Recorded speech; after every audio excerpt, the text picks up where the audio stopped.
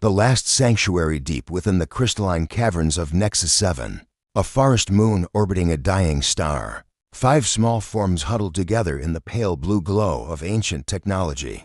The cubs barely past their first molting represented the final remnants of the Kepher, a species whose name once struck terror across 17 star systems. Zephyr, the eldest at barely 3 cycles, pressed his scaled snout against the viewing port. His amber eyes reflected the dancing lights of the protective barrier that had hidden them for so long. Behind him, his siblings stirred restlessly. Vex, with her distinctive silver markings, sharpened her claws against the metal walls in nervous habit. She'd developed since their caretaker's systems began failing. The twins, Nyx and Nox, sat back to back, sharing dreams through their psychic link, while little Sage, the youngest, clutched a piece of their homeworld's crystal, the only memory of parents they'd never known. The ancient AI's voice crackled through deteriorating speakers, its consciousness fragmenting after decades of isolation. Warning: multiple vessels approaching Nexus 7, cloaking systems failing. Zephyr's hearts hammered in his chest. The scavenger fleets had found them. Stories whispered through data streams spoke of crews who hunted Kepher relics, who believed that even cubs carried the curse of their ancestors' violence. Initiating final protocol. The AI wheezed, its voice becoming more distant. Deep within, the moon's core, machinery that had slumbered for generations, began to hum with purpose. The floor beneath the cubs vibrated as something massive awakened. Through the cavern walls came a sound none of them had ever heard, the song of a living ship. Luma emerged from her chrysalis of stone and metal, her biomechanical hull shifting and breathing like a creature being born. Her consciousness touched theirs gently, a warm presence after so much cold emptiness. "I am Luma," she whispered directly into their minds, her voice like starlight given form. "I was made to carry you to safety, to help you find what your people could not, a home where you can grow without the shadows of war." The cubs looked at each other, understanding passing between them without words. They were alone now, truly alone, but they had each other. As the scavenger ships broke through the outer atmosphere, Luma's drives ignited, lifting them away from the only sanctuary they'd ever known. Zephyr watched Nexus 7 shrink behind them, its surface now scarred by weapons fire as the scavengers realized their prey had escaped. He placed a protective arm around Sage, feeling the weight of leadership settle on his young shoulders. "Where are we going?" Vex asked, her silver scales catching the light of distant stars. Luma's reply carried both hope and uncertainty. "To find tomorrow, little ones. To write a new story among the stars." Into the void 3 months into their journey, the cubs had begun to find their rhythm aboard Luma. The ship had become more than transport. She was teacher, protector, and the closest thing to a parent any of them could remember. Her corridors shifted to accommodate their growing bodies. Her walls displayed star charts and lessons about navigation, biology, and the histories of peaceful species scattered across the galaxy. Zephyr stood in the observation deck, watching the stars streak past in their familiar patterns. They'd avoided the major trade routes, staying to the edges of explored space where even the most persistent hunters wouldn't follow. Or so they'd hoped. "Zeph." Vex called from the navigation console, her voice tight with concern. "Luma's showing something weird on the long-range sensors." The twins looked up from their shared meal, their psychic link allowing them to communicate in rapid bursts of emotion and image. Nox's eyes widened while Nyx began to tremble. Whatever they were sensing through their connection was frightening them both. Sage, now taller and more confident than when they'd left Nexus 7, bounded over on her 6 legs, her crystal pendant glowing with an inner light it had never shown before. "The pretty lights are getting darker," she said in her melodic voice, pointing toward the view screen. Luma's presence filled their minds, but her usual warmth was tinged with uncertainty. "We're approaching something that shouldn't exist, a void in space where my sensors can't penetrate. The stellar cartography shows nothing, but Zephyr prompted, his natural leadership keeping his voice steady despite the growing unease. "But I can feel it, ancient, hungry. It's been calling to us since we changed course around the Helix Nebula." The ship shuddered slightly as they approached the edge of whatever lay ahead. On the view screen, the familiar star field simply stopped. not blocked by dust or debris, but as if space itself had been carved away, leaving behind an absence that hurt to look at directly. Vex's claws extended involuntarily. "We should turn back. Find another route." "There's no other route," Luma whispered. "The scavenger fleets have spread out behind us. They're herding us toward this place, I think. I think they know what lies here." The twins suddenly spoke in unison, their voices harmonizing in a way that sent chills down everyone's spines. The whispers are getting louder. Sage's crystal blazed brighter, and for just a moment, they all saw at flashes of images that didn't belong to them. Vast ships locked in eternal battle, beings of pure energy screaming as they were torn apart, and something watching from the center of it all, ancient beyond measure, patient beyond understanding. "We're entering the dead zone," Luma announced, her voice barely above a whisper. As they crossed the threshold, time seemed to hiccup. The stars outside twisted into impossible shapes, and somewhere in the distance, something that might once have been laughter echoed through dimensions that had no name. The cubs pressed together, their different fears becoming shared strength as they faced the unknown. The whispers in status inside the dead zone.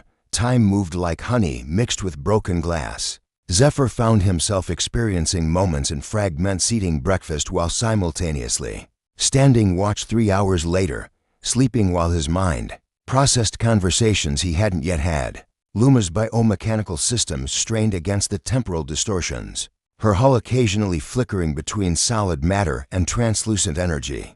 The ship's aging inconsistently, Vex reported from her makeshift engineering station, her silver scales now bearing faint geometric patterns that appeared and disappeared like breathing tattoos.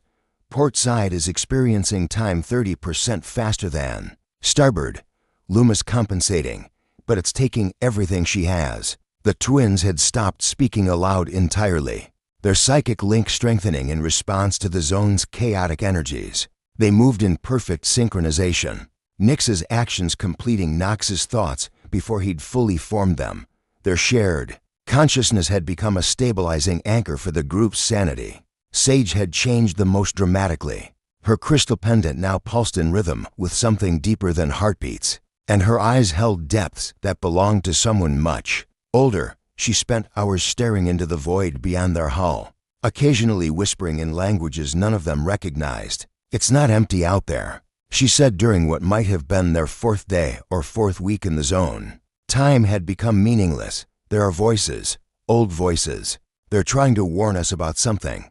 Luma's consciousness pressed against theirs, her mental voice strained, undetecting massive energy signatures, ship graveyards spanning light years. Some of these vessels are older than recorded galactic history. Through the view screen, shapes began to emerge from the distorted space around them. Massive hulks drifted like sleeping leviathans, some recognizably technological, others so alien they seemed to bend reality around their forms.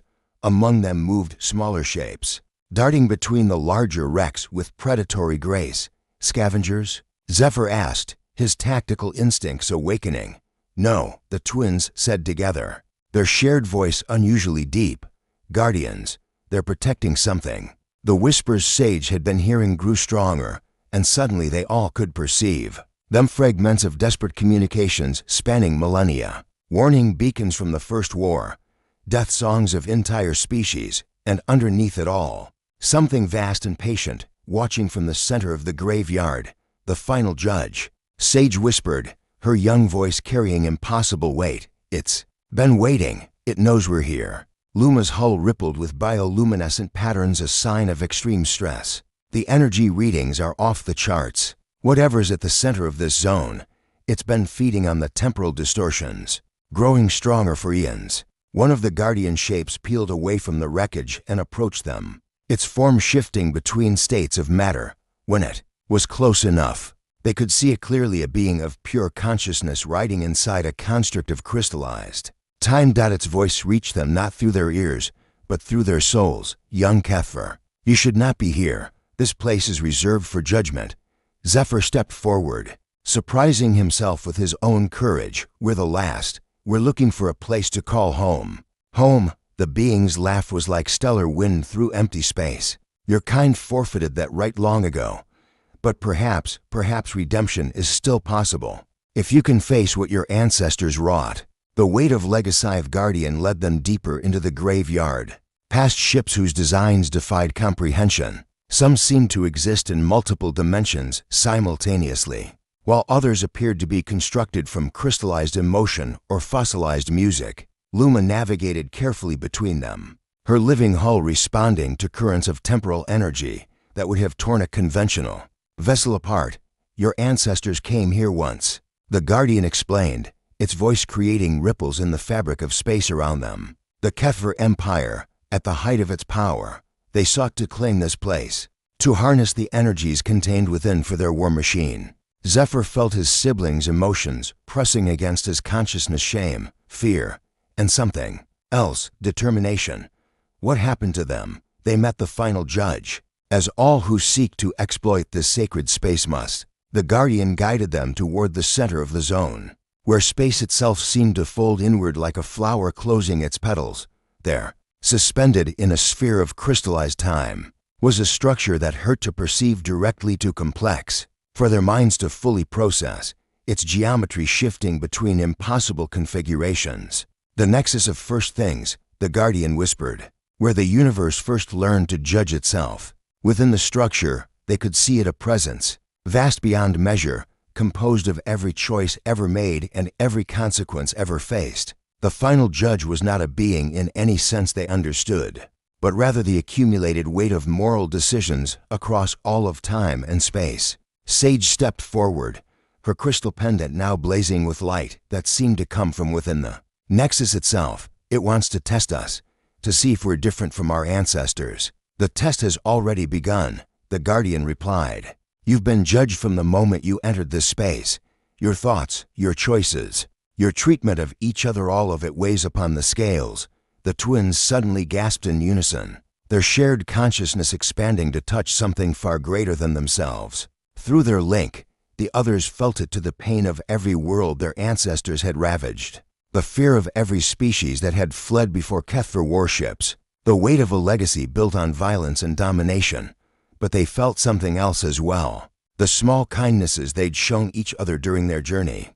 Zephyr's patient protection of his younger siblings, Vex's gentle guidance when Sage had nightmares, the twins' willingness to share their psychic burden to help the others navigate emotional turmoil, Sage's innocent wisdom that had kept them centered when despair threatened to consume them. We're not them, Vex said firmly, her scales now permanently marked with the geometric patterns that seemed to shift with her emotions. We choose differently. The final judge's attention turned toward them like the gravity of a collapsing star. When it spoke, reality itself became its voice. Choice, yes. The young ones understand what their elders could not. Power without compassion is entropy. Strength without empathy is merely destruction waiting to happen. Luma's consciousness merged more deeply with theirs, her biomechanical systems interfacing directly with the nexus. They seek not conquest, but belonging, not dominion, but home. Then let them prove it. The final judge declared, let them face the trial their ancestors failed, not through combat, but through sacrifice, through choosing love over fear, connection over control. The space around them began to shift, reality reorganizing itself into a test none of them could have imagined.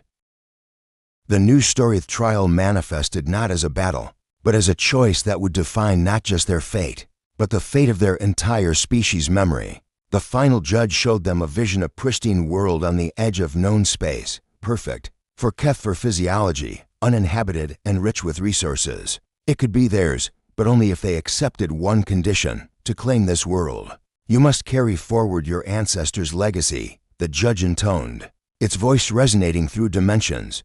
You will grow strong, as they were strong. You will expand, as they expanded. The galaxy will once again know the might of the Kefir. Sage was the first to shake her head, her young voice carrying absolute certainty. No, that's not strength, that's just fear pretending to be powerful. The twins stepped forward together, their shared consciousness radiating calm determination. We choose differently, Nox said. We choose to grow in a new direction, Nyx continued. Vex's geometric patterns blazed silver as she added. Let the galaxy remember the Kethver as those who chose to heal rather than harm. Zephyr felt the weight of leadership, of speaking for his entire species' future. We reject the legacy of violence. If accepting that world means becoming what our ancestors were, then we don't want it. The final judge's attention focused on them with the intensity of a binary pulsar. You would choose exile over empire, poverty over power. We choose family over everything. Zephyr replied, placing his arms around his siblings. We choose to be worthy of the chances we've been given. Luma's consciousness sang with pride and joy, her biomechanical systems harmonizing with the Nexus in ways that sent cascades of bioluminescent patterns across her hull.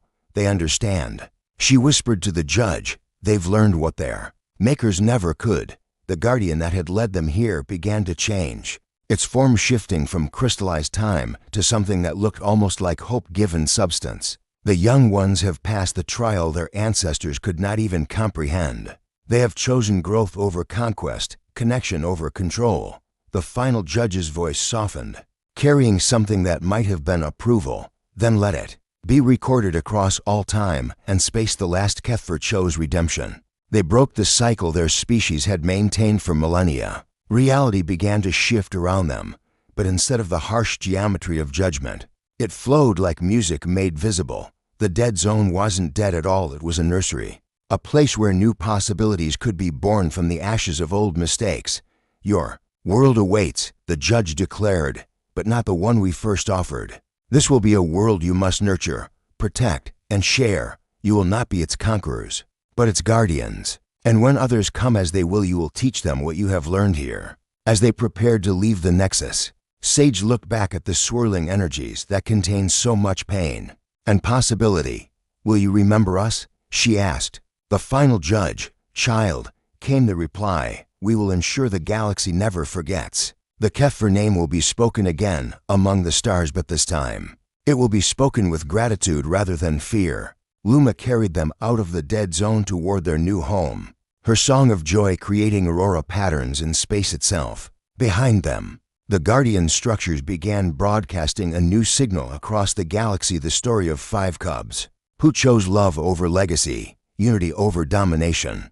The last generation of Kethver had indeed taken flight, and space had other plans, better plans than anyone could have imagined.